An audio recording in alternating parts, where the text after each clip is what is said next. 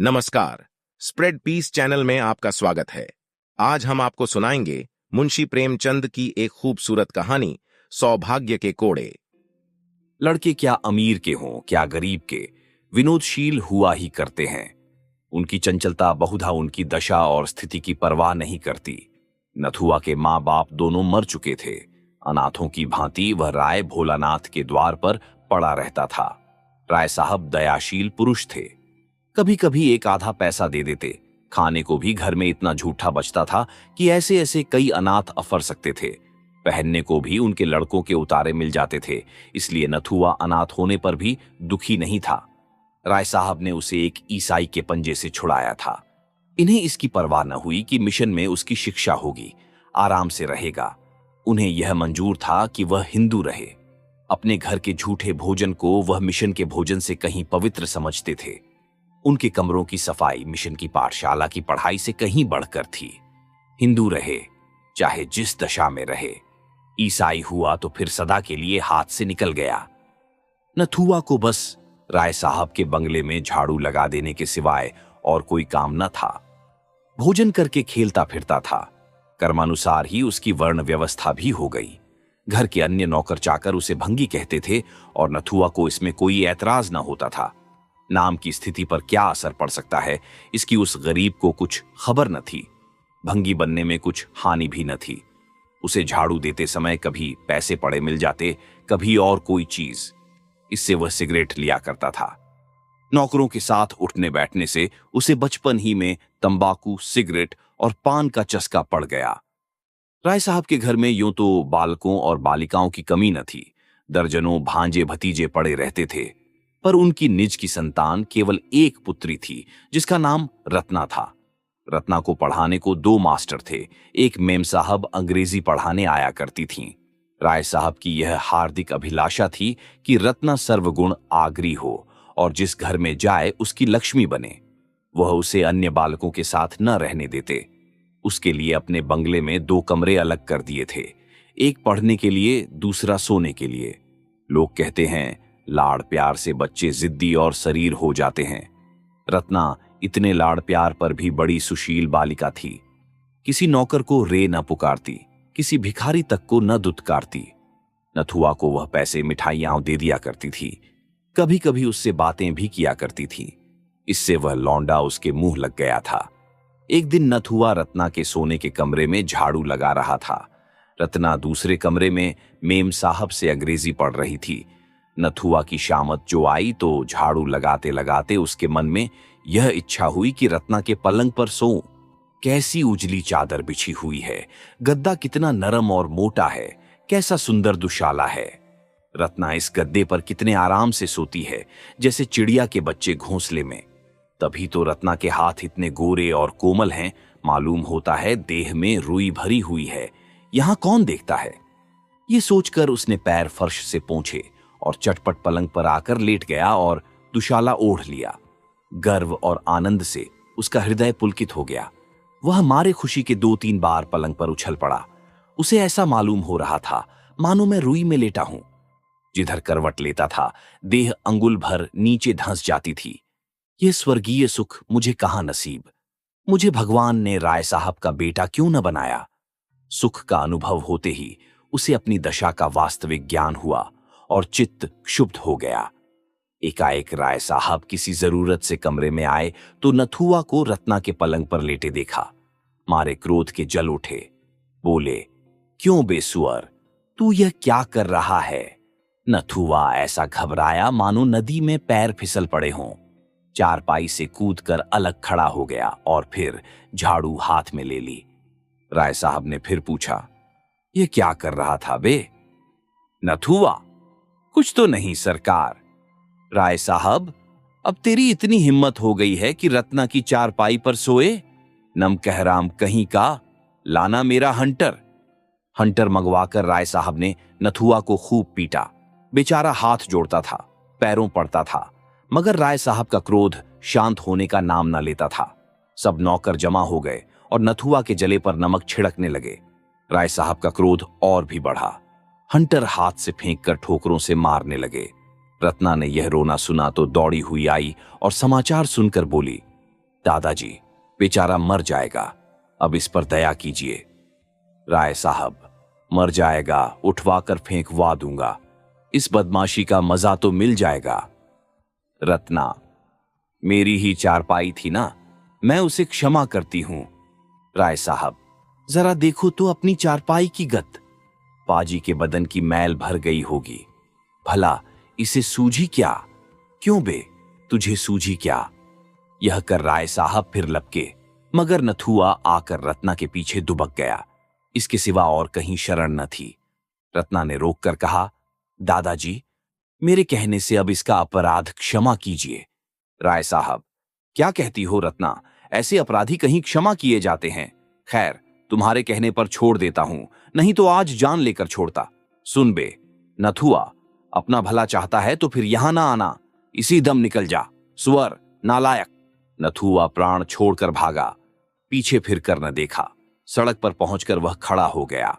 यहां राय साहब उसका कुछ नहीं कर सकते थे। यहां सब लोग उनकी मुंहा देखी तो न कहेंगे। कोई तो कहेगा कि लड़का था, भूल ही हो गई तो क्या प्राण ले लीजिएगा? यहां मारे तो देखूं, गाली देकर भागूंगा, फिर कौन मुझे पा सकता है? इस विचार से उसकी हिम्मत बंधी। बंगले की तरफ मुंह करके जोर से बोला, यहां आओ तो देखें, और फिर भागा कि कहीं राय साहब ने सुन न लिया हो। नथुआ थोड़ी ही दूर गया था कि रत्ना की मेम साहिबा अपने टमटम पर सवार आती हुई दिखाई दी। उसने समझा, शायद मुझे पकड़ने आ रही हैं। फिर भागा, किंतु जब पैरों में दौड़ने की शक्ति न रही तो खड़ा हो गया। उसके मन ने कहा, वह मेरा क्या कर लेंगी? मैंने उनका कुछ बिगाड़ा है? एक क्षण में मेम साहिबा आ पहुंची और टमटम रोक कर बोली, नाथू, कहां जा रहे हो? नथुआ, कहीं नहीं। मेम, राय साहब के यहां फिर जाएगा तो वह मारेंगे। क्यों नहीं मेरे साथ चलता? मिशन में आराम से रह, आदमी हो जाएगा। नथुआ, किरस्तान तो न बनाओगी? मेम, किरस्तान क्या भंगी से भी बुरा है, पागल? नथुआ, न भैया, किरस्तान न बनूंगा। मेम, तेरा जी चाहे न बनना, कोई जबरदस्ती थोड़े ही बना देगा। नथुआ थोड़ी देर तक टमटम के साथ चला, पर उसके मन में संशय बना हुआ था। सहसा वह रुक गया। मेम साहिबा ने पूछा, क्यों, चलता क्यों नहीं? नथुआ, मैंने सुना है मिशन में जो कोई जाता है किरस्तान हो जाता है। मैं न जाऊंगा। आप झांसा देती हैं। मेम, अरे पागल, वहां तुझे पढ़ाया जाएगा, किसी की चाकरी न करनी पड़ेगी। शाम को खेलने को छुट्टी मिलेगी, कोट पतलून पहनने को मिलेगी। चल के 2-4 दिन देख तो ले। नथुआ ने इस प्रलोभन का उत्तर न दिया। एक गली से होकर भागा। जब टमटम दूर निकल गया तो वह निश्चिंत होकर सोचने लगा, जाऊं, कहीं कोई सिपाही पकड़कर थाने न ले जाए। मेरी बिरादरी के लोग तो वहां रहते हैं, क्या वह मुझे अपने घर रखेंगे? कौन बैठकर खाऊंगा, काम तो करूंगा। बस किसी को पीठ पर रहना चाहिए। आज कोई मेरी पीठ पर होता तो मजाल थी कि राय साहब मुझे यूं मारते। सारी बिरादरी जमा हो जाती, घेर लेती, घर की सफाई बंद हो जाती, कोई द्वार पर झाड़ू तक न लगाता, सारी राय साहबी निकल जाती। यह निश्चय करके वह घूमता फिरता भंगियों के मोहल्ले में पहुंचा। शाम हो गई थी। कई भंगी एक पेड़ के नीचे चटाइयों पर बैठे शहनाई और तबल बजा रहे थे। वह नित्य इसका अभ्यास करते थे। यह उनकी जीविका थी। गान विद्या की यहां जितनी छीछाले दर हुई है, उतनी और कहीं न हुई होगी। नथुआ जाकर वहां खड़ा हो गया। उसे बहुत ध्यान से सुनते देखकर एक भंगी ने पूछा, कुछ गाता है? नथुआ, अभी तो नहीं गाता, पर सिखा दोगे तो गाने लगूंगा। भंगी, बहाना मत कर, बैठ, कुछ गाकर सुना। मालूम तो हो कि तेरे गला भी है या नहीं। गला ही न होगा तो क्या कोई सिखाएगा? नथुआ मामूली बाजार के लड़कों की तरह कुछ न कुछ गाना जानता ही था। रास्ता चलता तो कुछ न कुछ गाने लगता था। तुरंत गाने लगा। उस्ताद ने सुना, जौहरी था, समझ गया यह कांच का टुकड़ा नहीं। बोला, कहां रहता है? नथुआ ने अपनी राम कहानी सुनाई। परिचय हो गया। उसे आश्रय मिल गया और विकास का वह अवसर मिल गया जिसने उसे भूमि से आकाश पर पहुंचा दिया। 3 साल उड़ गए। नथुआ के गाने की सारे शहर में धूम मच गई। और वह केवल एक गुणी नहीं, सर्वगुणी था। गाना, शहनाई बजाना, पखावज, सारंगी, तंबूरा, सितार सभी कलाओं में दक्ष हो गया। उस्तादों को भी उसकी चमत्कारिक बुद्धि पर आश्चर्य होता था। ऐसा मालूम होता था कि उसने पहले ही पढ़ी हुई विद्या दोहरा ली है। लोग 10-10 सालों तक सितार बजाना सीखते रहते हैं और नहीं आता। नथुआ को 1 महीने में उसके तारों का ज्ञान हो गया। ऐसे कितने ही रत्न पड़े हुए हैं जो किसी पारखी से भेंट न होने के कारण मिट्टी में मिल जाते हैं। संयोग से इन्हीं दिनों ग्वालियर में एक संगीत सम्मेलन हुआ। देश देशांतरों से संगीत के आचार्य निमंत्रित हुए। उस्ताद घूरे को भी न्योता मिला। नथुआ इन्हीं का शिष्य था। उस्ताद ग्वालियर चले तो नाथू को भी साथ लेते गए। 1 सप्ताह तक ग्वालियर में बड़ी धूमधाम रही। नाथूराम ने वहां खूब नाम कमाया। उसे सोने का तमगा इनाम मिला। ग्वालियर के संगीत विद्यालय के अध्यक्ष ने उस्ताद घूरे से आग्रह किया कि नाथूराम को संगीत विद्यालय में दाखिल करा दो। यहां संगीत के साथ उसकी शिक्षा भी हो जाएगी। घूरे को मानना पड़ा। नाथूराम भी राजी हो गया।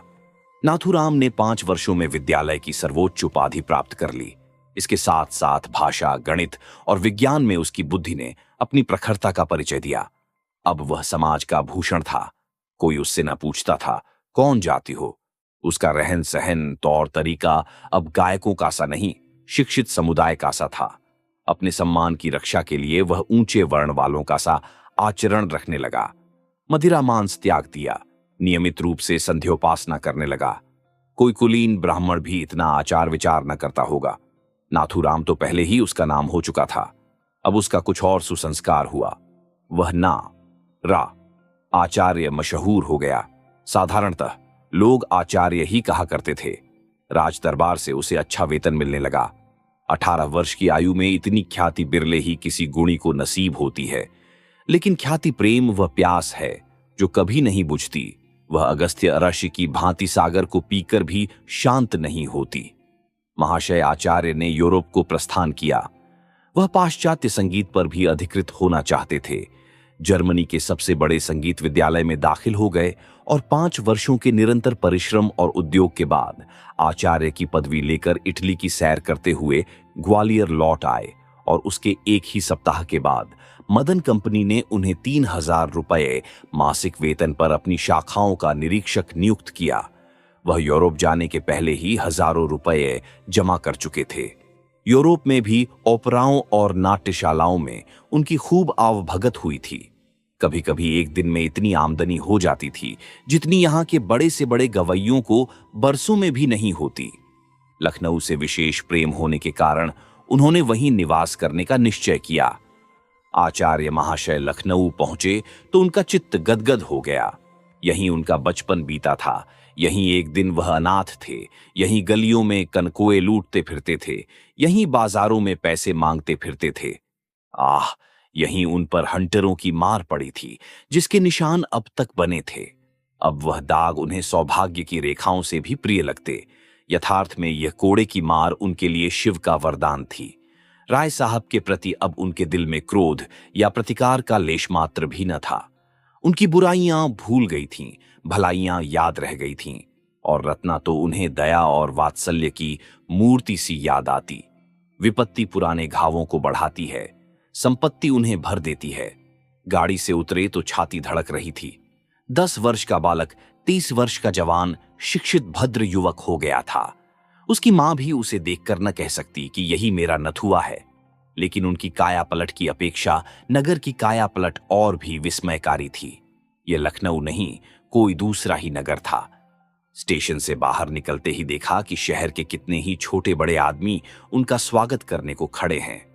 उनमें एक युवती रमणी थी जो रत्ना से बहुत मिलती थी। लोगों ने उससे हाथ मिलाया और रत्ना ने उनके गले में फूलों का हार डाल दिया। यह विदेश में भारत का नाम रोशन करने का पुरस्कार था। आचार्य के पैर डगमगाने लगे। ऐसा जान पड़ता था अब नहीं खड़े रह सकते। यह वही रत्ना है। भोली भाली बालिका ने सौंदर्य, लज्जा, गर्व और विनय की देवी का रूप धारण कर लिया है। उनकी हिम्मत न पड़ी कि रत्ना की तरफ सीधी आंखों देख सकें। लोगों से हाथ मिलाने के बाद वह उस बंगले में आए जो उनके लिए पहले ही से सजाया गया था। उसको देखकर वे चौंक पड़े। ये वही बंगला था जहां रत्ना के साथ वह खेलते थे। सामान भी वही था, तस्वीरें वही, कुर्सियां और मेजें वही, शीशे के आलात वही, यहां तक कि फर्श भी वही था। उसके अंदर कदम रखते हुए आचार्य महाशय के हृदय में कुछ वही भाव जागृत हो रहे थे जो किसी देवता के मंदिर में जाकर धर्मपरायण हिंदू के हृदय में होते हैं। वह रत्ना के शयनागार में पहुंचे तो उनके हृदय में ऐसी ऐंठन हुई कि आंसू बहने लगे। यह वही पलंग है, वही बिस्तर और वही फर्श। उन्होंने अधीर होकर पूछा, यह किसका बंगला है? कंपनी का मैनेजर साथ था, बोला, एक राय भोलानाथ हैं, उन्हीं का है। आचार्य, राय साहब कहां गए? मैनेजर, खुदा जाने कहां चले गए। यह बंगला कर्ज की इल्लत में नीलाम हो रहा था। मैंने देखा हमारे थिएटर से करीब है। अधिकारियों से खतो किताबत की और इसे कंपनी के नाम खरीद लिया। 40,000 में यह बंगला सामान समेत लिया गया। आचार्य, मुफ्त मिल गया। तुम्हें राय साहब की कुछ खबर नहीं? मैनेजर, सुना था कि कहीं तीर्थ करने गए थे, खुदा जाने लौटे या नहीं। आचार्य महाशय जब शाम को सावधान होकर बैठे तो एक आदमी से पूछा, क्यों जी, उस्ताद घूरे का भी हाल जानते हो? उनका नाम बहुत सुना है। आदमी ने सकरुण भाव से कहा, खुदाबंद, उनका हाल कुछ न पूछिए। शराब पीकर घर आ रहे थे, रास्ते में बेहोश होकर सड़क पर गिर पड़े। उधर से एक मोटर लारी आ रही थी, ड्राइवर ने देखा नहीं, लारी उनके ऊपर से निकल गई। सुबह को लाश मिली। खुदाबंद अपने फन में एक था, अब उसकी मौत से लखनऊ वीरान हो गया। अब ऐसा कोई नहीं रहा जिस पर लखनऊ को घमंड हो। नथुआ नाम के एक लड़के को उन्होंने कुछ सिखाया था और उससे हम लोगों को उम्मीद थी कि उस्ताद का नाम जिंदा रखेगा, पर वह यहां से ग्वालियर चला गया, फिर पता नहीं कि कहां गया। आचार्य महाशय के प्राण सूखे जाते थे कि अब बात खुली, अब खुली। दम रुका हुआ था, जैसे कोई तलवार लिए सिर पर खड़ा हो। 12 कुशल हुई, घड़ा चोट खाकर भी बच गया। आचार्य महाशय उस घर में रहते थे, किंतु उसी तरह जैसे कोई नई बहू अपने ससुराल में रहे। उनके हृदय से पुराने संस्कार न मिटते थे। उनकी आत्मा इस यथार्थ को स्वीकार न करती कि अब यह मेरा घर है। वह जोर से हंसते तो सहसा चौंक पड़ते। मित्रगण आकर शोर मचाते तो उन्हें एक अज्ञात शंका होती थी। लिखने पढ़ने के कमरे में शायद वह सोते तो उन्हें रात भर नींद न आती। यह ख्याल दिल में जमा हुआ था कि यह पढ़ने लिखने का कमरा है। बहुत अच्छा होने पर भी वह पुराने सामान को बदल न सकते थे, और रत्ना के शयनागार को तो उन्होंने फिर कभी नहीं खोला। वह ज्यों का त्यों बंद पड़ा रहता था। उसके अंदर जाते हुए उनके पैर थरथराने लगते थे। उस पलंग पर सोने का ध्यान ही उन्हें नहीं आया। लखनऊ में कई बार उन्होंने विश्वविद्यालय में अपने संगीत नैपुण्य का चमत्कार दिखाया। किसी राजा रईस के घर अब वह गाने न जाते थे, चाहे कोई उन्हें लाखों रुपए ही क्यों न दे। यह उनका प्रण था। लोग उनका अलौकिक गान सुनकर अलौकिक आनंद उठाते थे। एक दिन प्रातःकाल आचार्य महाशय संध्या से उठे थे कि राय भोलानाथ उनसे मिलने आए। रत्ना भी उनके साथ थी। आचार्य महाशय पर रोब छा गया। बड़े बड़े यूरोपीय थिएटरों में भी उनका हृदय इतना भयभीत न हुआ था। उन्होंने जमीन तक झुककर राय साहब को सलाम किया। भोलानाथ उनकी नम्रता से कुछ विस्मति से हो गए। बहुत दिन हुए जब लोग उन्हें सलाम किया करते थे। अब तो जहां जाते थे हंसी उड़ाई जाती थी। रत्ना भी लज्जित हो गई। राय साहब ने कातर नेत्रों से इधर उधर देखकर कहा, आपको यह जगह तो पसंद आई होगी। आचार्य, जी हां, इससे उत्तम स्थान की तो मैं कल्पना ही नहीं कर सकता। भोलानाथ, यह मेरा ही बंगला है। मैंने ही इसे बनवाया और मैंने ही इसे बिगाड़ भी दिया। रत्ना ने झेंपते हुए कहा, दादाजी, इन बातों से क्या फायदा? भोला, फायदा नहीं है बेटी, नुकसान भी नहीं। सज्जनों से अपनी विपत्ति कहकर चित्त शांत होता है। महाशय, ये मेरा ही बंगला है, या यूं कहिए कि था। 50,000 सालाना इलाके से मिलते थे। कुछ आदमियों की संगत में मुझे सट्टे का चस्का पड़ गया। 2-3 बार ताबड़तोड़बाजी हाथ आई, हिम्मत खुल गई, लाखों के वारे न्यारे होने लगे, किंतु एक ही घाटे में सारी कसर निकल गई। बधिया बैठ गई, सारी जायदाद खो बैठा। सोचिए, 25 लाख का सौदा था। कौड़ी चित्त पड़ती तो आज इस बंगले का कुछ और ही ठाठ होता, नहीं तो अब पिछले दिनों को याद कर करके हाथ मलता हूं। मेरी रत्ना को आपके गाने से बड़ा प्रेम है, जब देखो आप ही की चर्चा किया करती हैं। इसे मैंने BA तक पढ़ाया। रत्ना का चेहरा शर्म से लाल हो गया। बोली, दादाजी, आचार्य महाशय मेरा हाल जानते हैं, उनको मेरे परिचय की जरूरत नहीं।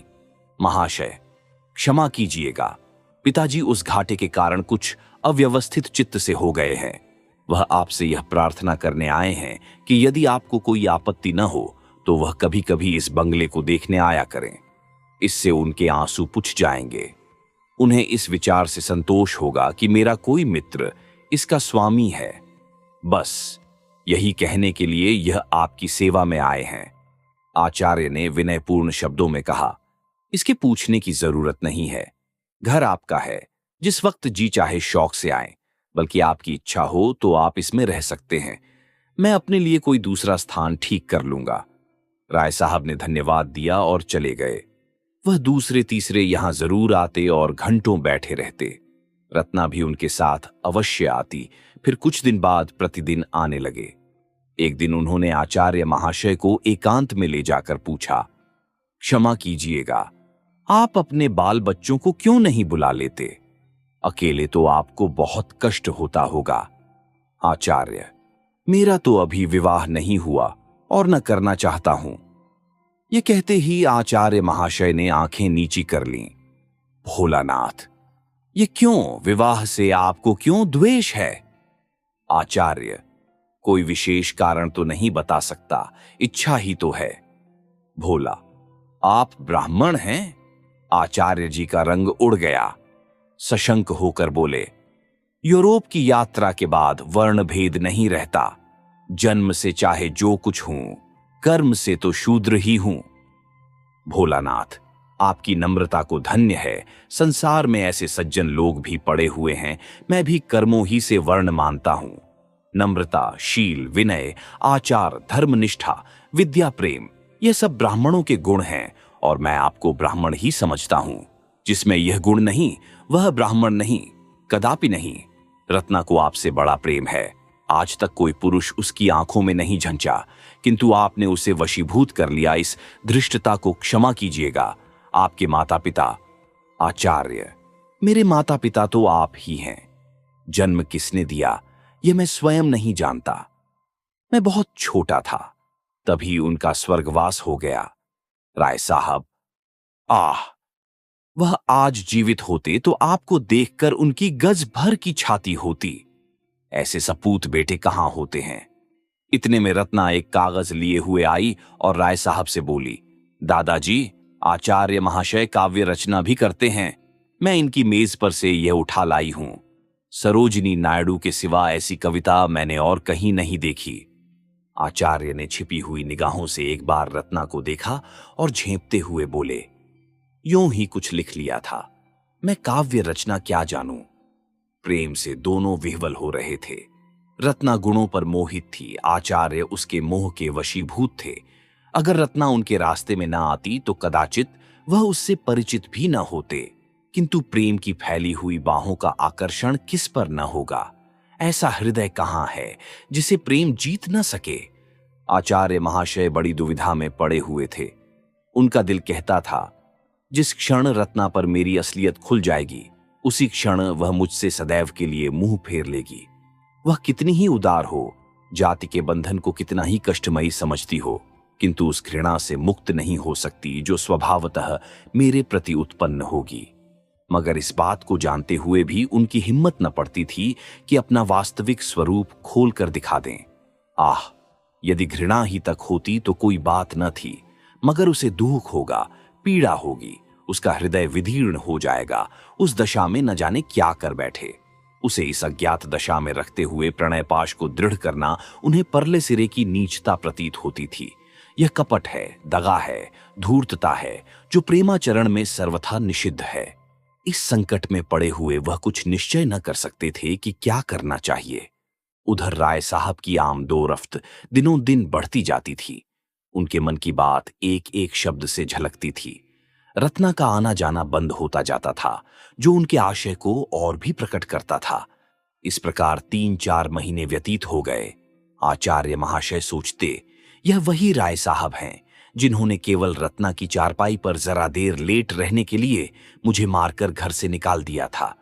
जब उन्हें मालूम होगा कि मैं वही अनाथ, अछूत, आश्रयहीन बालक हूं, तो उन्हें कितनी आत्मवेदना, कितनी अपमान पीड़ा, कितनी लज्जा, कितनी दुराशा, कितना पश्चाताप होगा। एक दिन राय साहब ने कहा, विवाह की तिथि निश्चित कर लेनी चाहिए। इस लग्न में मैं इस अरण से ओरण हो जाना चाहता हूं। आचार्य महाशय ने बात का मतलब समझकर भी प्रश्न किया, कैसी तिथि? राय साहब, यही रत्ना के विवाह की। मैं कुंडली का तो कायल नहीं, पर विवाह तो शुभ मुहूर्त में ही होगा। आचार्य भूमि की ओर ताकते रहे, कुछ न बोले। राय साहब, मेरी अवस्था तो आपको मालूम ही है। कुश कन्या के सिवा और किसी योग्य नहीं हूं। रत्ना के सिवा और कौन है जिसके लिए उठा रखता? आचार्य महाशय विचारों में मग्न थे। राय साहब, रत्ना को आप स्वयं जानते हैं। आपसे उसकी प्रशंसा करनी व्यर्थ है। वह अच्छी है या बुरी है, उसे आपको स्वीकार करना पड़ेगा। आचार्य महाशय की आंखों से आंसू बह रहे थे। राय साहब, मुझे पूरा विश्वास है कि आपको ईश्वर ने उसी के लिए यहां भेजा है। मेरी ईश्वर से यही याचना है कि तुम दोनों का जीवन सुख से कटे। मेरे लिए इससे ज्यादा खुशी की और कोई बात नहीं हो सकती। इस कर्तव्य से मुक्त होकर इरादा है कुछ दिन भगवत भजन करूं। गौण रूप से आप ही उस फल के भी अधिकारी होंगे। आचार्य ने अवरुद्ध कंठ से कहा, महाशय, आप मेरे पिता तुल्य हैं, पर मैं इस योग्य कदापि नहीं हूं। राय साहब ने उन्हें गले लगाते हुए कहा, बेटा, तुम सर्वगुण संपन्न हो, तुम समाज के भूषण हो। मेरे लिए यह महान गौरव की बात है कि तुम जैसा दामाद पाऊं। मैं आज तिथि आदि ठीक करके कल आपको सूचना दूंगा। यह कहकर राय साहब उठ खड़े हुए। आचार्य कुछ कहना चाहते थे, पर मौका न मिला, या यूं कहो हिम्मत न पड़ी। इतना मनोबल न था, घृणा सहन करने की इतनी शक्ति न थी। विवाह हुए महीना भर हो गया। रत्ना के आने से पतिगृह उजाला हो गया है और पति हृदय पवित्र। सागर में कमल खिल गया। रात का समय था। आचार्य महाशय भोजन करके लेटे हुए थे, उसी पलंग पर जिसने किसी दिन उन्हें घर से निकलवाया था, जिसने उनके भाग्य चक्र को परिवर्तित कर दिया था। महीना भर से वह अवसर ढूंढ रहे हैं कि वह रहस्य रत्ना को बतला दूं। उनका संस्कारों से दबा हुआ हृदय यह नहीं मानता कि मेरा सौभाग्य मेरे गुणों ही का अनुग्रह है। वह अपने रुपये को भट्ठी में पिघलाकर उसका मूल्य जानने की चेष्टा कर रहे हैं, किंतु अवसर नहीं मिलता। रत्ना ज्यों ही सामने आ जाती है, वह मंत्रमुग्ध से हो जाते हैं। बाग में रोने कौन जाता है? रोने के लिए तो अंधेरी कोठरी ही चाहिए। इतने में रत्ना मुस्कुराती हुई कमरे में आई। दीपक की ज्योति मंद पड़ गई। आचार्य ने मुस्कुराकर कहा, अब चिराग गुल कर दूं ना? रत्ना बोली, क्यों, क्या मुझसे शर्म आती है? आचार्य, हां, वास्तव में शर्म आती है। रत्ना, इसलिए कि मैंने तुम्हें जीत लिया। आचार्य, नहीं, इसलिए कि मैंने तुम्हें धोखा दिया। रत्ना, तुम में धोखा देने की शक्ति नहीं है। आचार्य, तुम नहीं जानती, मैंने तुम्हें बहुत बड़ा धोखा दिया है। रत्ना, सब जानती हूं। आचार्य, जानती हो मैं कौन हूं? रत्ना, खूब जानती हूं, बहुत दिनों से जानती हूं। जब हम तुम दोनों इसी बगीचे में खेला करते थे, मैं तुमको मारती थी और तुम रोते थे। मैं तुमको अपनी झूठी मिठाइयां देती थी और तुम दौड़ कर लेते थे, तब भी मुझे तुमसे प्रेम था। हां, वह दया के रूप में व्यक्त होता था। आचार्य ने चकित हो कहा, रत्ना, यह जानकर भी तुमने? रत्ना, हां, जानकर ही। न जानती तो शायद न करती। आचार्य, यह वही चारपाई है। रत्ना, और मैं घाते में। आचार्य ने उसे गले लगाकर कहा, तुम क्षमा की देवी हो। रत्ना ने उत्तर दिया, मैं तुम्हारी छेरी हूं। आचार्य, राय साहब भी जानते हैं। रत्ना, नहीं, उन्हें नहीं मालूम है। उनसे भूल कर भी न कहना, नहीं तो वह आत्मघात कर लेंगे। आचार्य, वह कोड़े अभी तक याद हैं। रत्ना, अब पिताजी के पास उसका प्रायश्चित्त करने के लिए कुछ नहीं रह गया। क्या अब भी तुम्हें संतोष नहीं हुआ? आप सुन रहे थे मुंशी प्रेमचंद की रोचक